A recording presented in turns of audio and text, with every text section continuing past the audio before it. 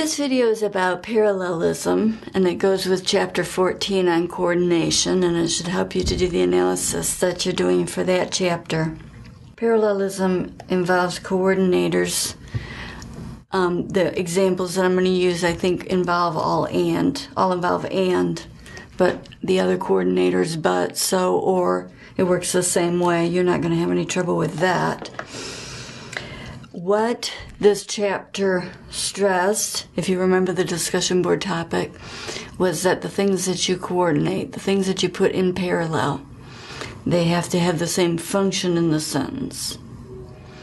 And stylistically, as the website we looked at noted, it's better a lot of times if the things are also the same category. That's not completely mandatory. So your book showed you some exceptions where the sentence was perfectly fine. But a lot of times it does sound better. So this is the kind of example that you always get on a website or in a grammar handbook, in a writing handbook about how to fix your parallelisms. They'll give you a sentence like this, which actually nobody would ever make this mistake, I don't think. They like hiking, watching foreign movies, and to work in the garden. Those things do all have the same function. And the sentence is grammatical, but stylistically, it would of course be better if we said they like hiking, watching foreign movies, and working in the garden. But for the purposes of this presentation, we're going to focus on the function.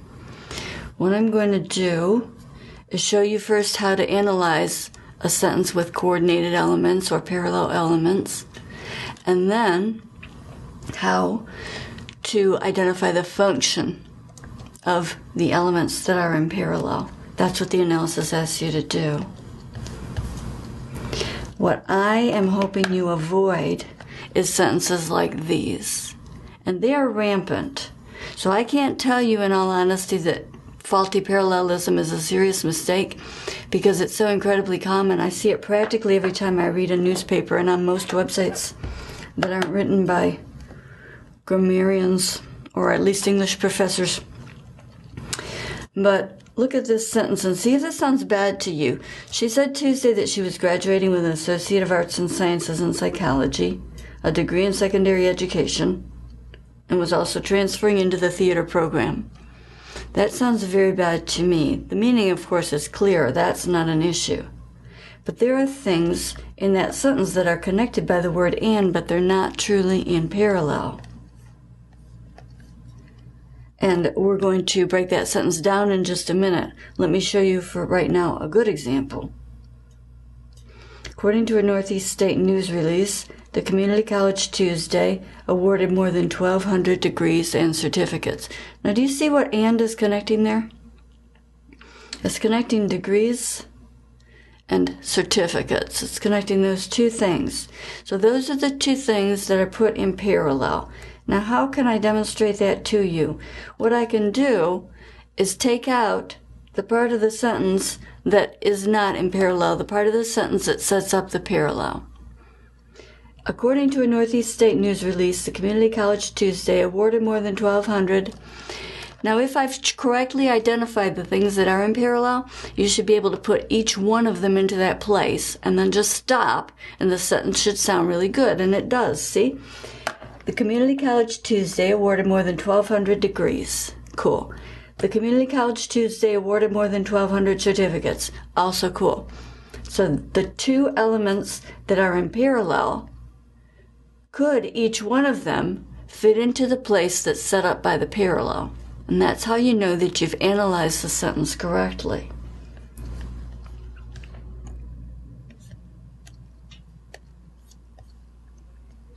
And we can do it with a much more complicated sentence. For more than 4 months, Thomas Construction has worked to improve this high-traveled intersection by rebuilding and widening it to 3 lanes, removing some of the old water lines, and installing new water lines across Sullivan at Roller Street. Now that's a complicated one, but it's perfectly good. Let's take out the part that sets up the parallel. For more than 4 months, Thomas Construction has worked to improve this high-traveled intersection by. Now, if I've analyzed the sentence correctly, And if the writer has written a good sentence, we should be able to put each one of those things into the sentence by itself, and it should be good. Does it work? Yes. Improve this high-traveled intersection by rebuilding and widening it to 3 lanes. Improve this high-traveled intersection by removing some of the older water lines. Improve this high-traveled intersection by installing new water lines across Sullivan at Roller Street. Each one of those makes a good sentence. So when you go to analyze, that's what the analysis is going to ask you to do. Find the things that go in parallel. And then if the sentence is good, each one of them should be able to end the sentence or complete the sentence, maybe not at the end, but complete the sentence without reference to the others. If the parallelism is faulty, then you fix it so that each one of them can complete the sentence, and then you have good parallelism. Let's practice with the bad sentence. She said Tuesday that she was graduating with an Associate of Arts and Sciences in Psychology. Good. She said Tuesday that she was graduating with a degree in secondary education. Good. She said Tuesday that she was graduating with was also transferring into the theater program. Bad. So the parallelism here doesn't work. Everything that's in the sentence, you shouldn't have to drop any words to make it fit. It should just fit. Everything that's connected by and, whether there's 2 things or whether there's 3 things, whether there's 4 things, no matter how long your list is. Everything that's connected by the coordinator, and, but, or, so, nor, any of them, should just fit. And this one doesn't, right? The only way to repair this sentence actually would be to make another parallelism. Because you have the 2 things that are in parallel, the Associate of Arts and Sciences and the degree, they're in parallel. Transferring into the theater program is not in parallel with them, right? It's in parallel with graduating. She's graduating and she's transferring. So we have to add another parallelism. We'll fix it like this. She said Tuesday that she was graduating with an Associate of Arts and Sciences in Psychology and a degree in secondary education. Good. And was also transferring into the theater program. Then we have 2 parallelisms.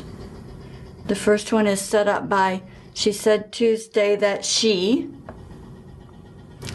and then both of those fit in there, and the one inside is set up by, she was graduating with, and then an associate, a degree. Those both fit in there. Now let's look at some other examples. And these examples come from my favorite philosopher, Stephen Wright. And let's not only analyze the structure of the sentence to find the parallel elements, but also let's identify their function. Now here's the thing. The function choice is wide open. Pretty much anything that a phrase or a single word can do in English, parallel elements can do. So the field's wide open here. But it's not more tricky to figure out the function of a parallel element than it is an element that's not parallel. All you have to do is figure out which things are in parallel and then disregard all but one. Pretend it's a more simple sentence. And focus on one of the things and say, what's the function of that thing? As long as it's a good parallel sentence, then you will know the function of all of them, right? The function of one is the function of all of them in a well-written sentence. So here, do this example. For every action, there's an equal and opposite criticism.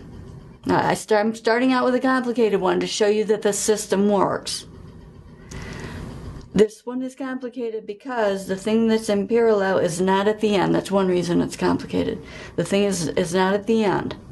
I'm arguing, my analysis claims, that the things that are in parallel here occur in that blank space there. There is an blank criticism. So I'm arguing that the 2 things that are coordinated by and, the coordinator, are these 2 words, equal, opposite. If my analysis is correct, both of them should fit easily into this blank, and they do, right? There's an equal criticism. There's an opposite criticism. Don't worry about the meaning. Yeah, that's goofy. But that's not an issue. It's grammatical. So, since we have evidence that the analysis is correct, let's go to the second step and say, okay, then what's the function of the coordinated thing? So just pick one of them, right? We'll just say there is an equal criticism. So disregard opposite and focus on the clause, there is an equal criticism. Actually, for every action is also in the clause. So focus on the clause, for every action there is an equal criticism. And ask yourself, what's the function of equal in that? And pause if you need to consider it. Now, if you've paused but you still need a hint, here's a hint.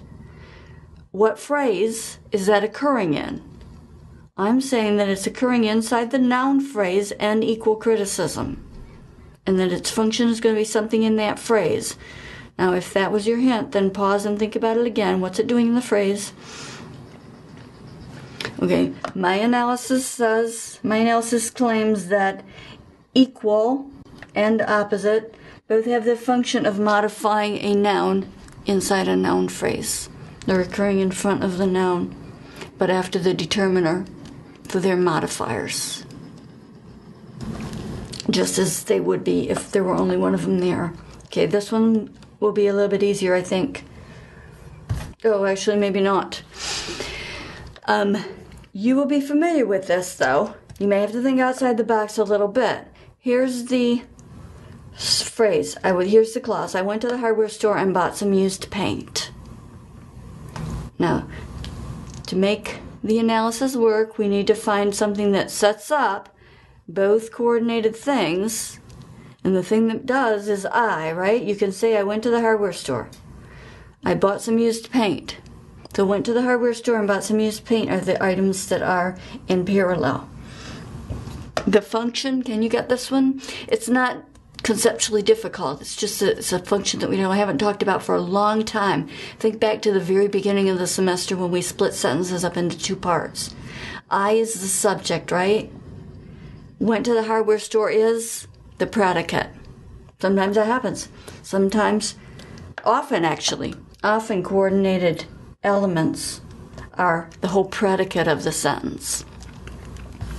This one isn't. What is this one? Right now I'm having amnesia and deja vu at the same time.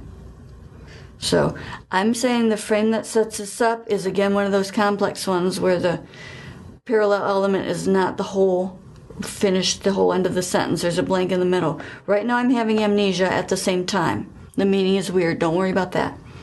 Right now I'm having deja vu at the same time. All right.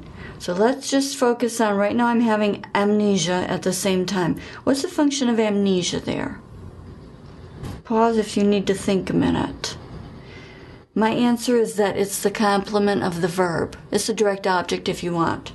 Same thing in this case, right? Have is licensing amnesia. And it's licensing deja vu. Both of those are complements of the verb, or you can say direct object. In this case, a complement of the verb, is sometimes a predicate complement. It's not always a direct object. But either one of those answers is fine right here.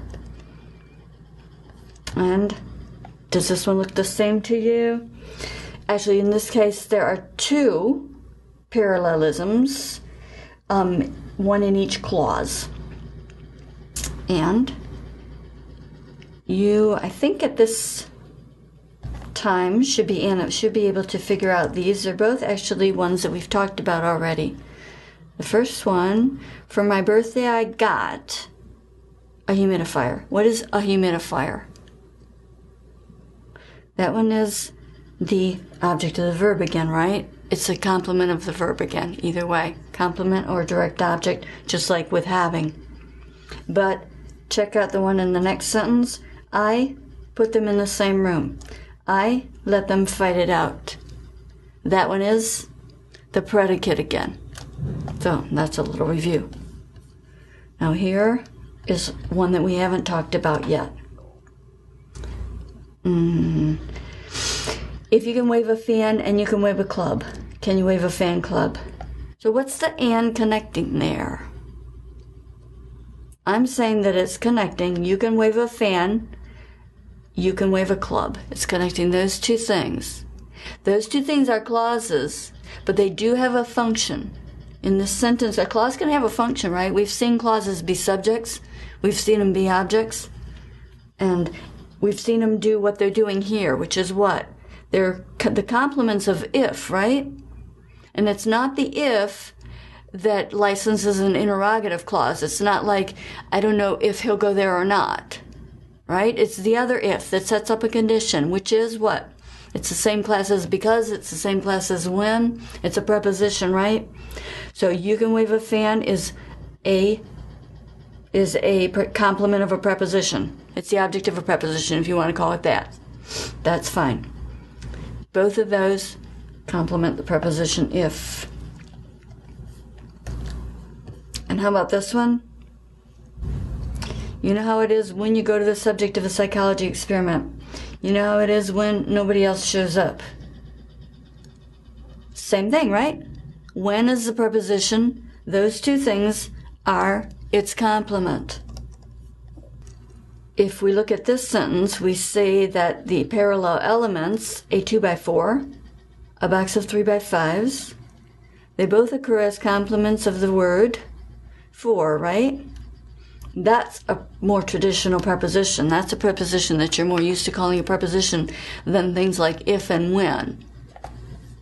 And here is another example for you. And this is a funny one, right? Look at it for a second. This is a funny one because between is a preposition that actually really wants to have a coordinated object. You can't really do it with just one. There's a fine line between fishing. It doesn't really work. There's a fine line between standing on the shore looking like an idiot. Really between wants to have the coordinator and in its complement. It wants to have and coordinating its complement. And this is maybe a more prescriptive note. Just by the way, this is why it's wrong to write a sentence like, the meeting will be held between 2-4. We can say the meeting will be held 2-4, right? It means 2 to 4, right? But we shouldn't say the meeting will be, and people do this all the time, but don't do this. The meeting will be held between 2-4. Don't do that. When you use the word between, use the and. The meeting will be held between 2 and 4, right? Or we went to that school between the ages of 4 and 6. Use the word and. Between wants to see and. All right, but in this case, this is another case where we're looking at a more traditional preposition. So again, the function here is object of a preposition. Now this one. Oh, can you do this one? Winnie and I lived in a house that ran on static electricity. You see what and is connecting, right? It's connecting the two things that come first in the sentence. Winnie lived in a house that ran on static electricity. I lived in a house that ran on static electricity. And you can get what those are, right? Subject. Coordinated subject. Now, here's a case that does occur kind of frequently. But you may have a little bit of trouble identifying this function or just knowing what to call it, because this deals with something that we haven't talked about a lot. This deals with the complement of a modal verb. And the complement of a modal verb is a clause that's headed by a bare infinitive. So back up to modal verbs. Think about those. Just think of some typical examples in your head. Can, will, would, could, should, those modals, right? And you know what comes after those. We can, you can put any bare verb there, right? We can sleep, we can read, we can walk, we can think, we can understand. Any bare verb. And it doesn't have to be just the verb, it can be a whole clause, right? We can understand the Constitution. It can be a big thing. And you can coordinate those bare infinitive-headed clauses. So you can say, we can read and sleep. And we do that all the time. We do that all the time. Here's a Stephen Wright example. They'll sleep a little more and be generally more quiet and composed. So I'm arguing that the thing that sets up the parallel is they'll. And the two things in parallel are sleep a little more, be generally more quiet and composed. They'll sleep a little more. They'll be generally more quiet and composed. This is actually not Stephen Wright. I had to find this in the corpus. But if you get one of those, if you're trying to analyze one of those, you can call it the complement of the verb. It's the complement of the modal verb. If you want to be explicit, that's fine. Is there anything else you'd want to call it? No, not really. Really, its function is that it's the complement of a modal verb. Now, in this last example, I want to show you cases where we cannot actually identify the function. At least there's nothing I can think of to call it. Look for the ands in here. There are 3 of them, right? Okay, now for each one of those, go ahead and think about what 2 things it's coordinating. And if you're looking for the part of the sentence that sets up the coordination, you're not finding it right now, right? This is my analysis. The things that are underlined are what are connected by the and. So for example, go down to the end of tired, hang a left. Those 2 things are connected by the first and. The second one connects, I went down to the end of tired, just out of curiosity, I hung a right.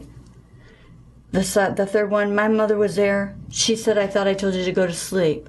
Each one of those is a clause, right? And it's not a dependent clause. It's not this clause functioning as the subject of the sentence or the clause functioning as the object of a preposition or anything like that. It's an independent clause. Coordinators do connect independent clauses. They do it all the time. And if you remember, I think we brought up the prescriptive grammar rule at one point that the time when you need to put a comma before your coordinator is when the 2 things it's coordinating, or 3 things, however many there are independent clauses. Otherwise, you don't need a comma in front of a coordinator except for exceptional circumstances.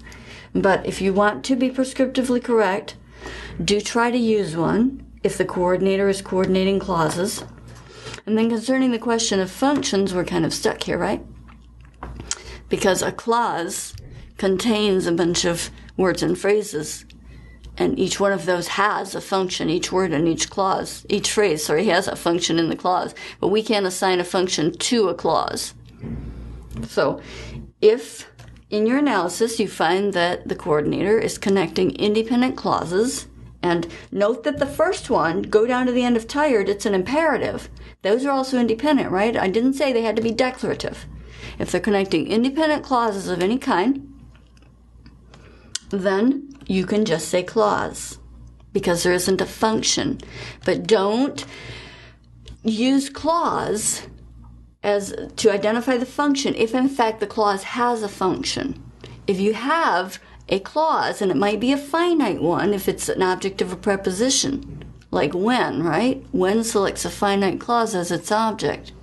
But whether your clause is finite or non-finite, if it has a function, name that function. Only identify clause when there isn't a function, because the coordinator is just connecting 2 independent clauses. And that's the story of parallelism.